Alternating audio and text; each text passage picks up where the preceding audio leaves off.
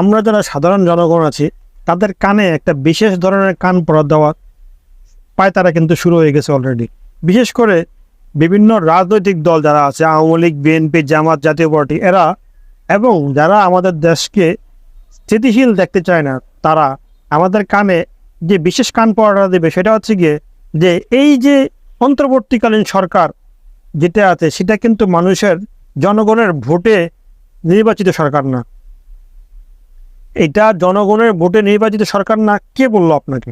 একটা ইলেকশনের মাধ্যমে যখন জনগণের ভোট দেয় তখন কিছু মানুষ, মেজরিটি সংখ্যক মানুষের ম্যান্ডেট যে পায় সে কিন্তু ক্ষমতায় আসে। এই যে বর্তমানের সময়ে যে অন্তর্বর্তীকালীন সরকার আছে সেই সরকার তো শুধু মেজরিটি মানুষের ম্যান্ডেটে না, সে তো 100% মানুষের ম্যান্ডেটে কিন্তু বর্তমানে ক্ষমতায় আছে।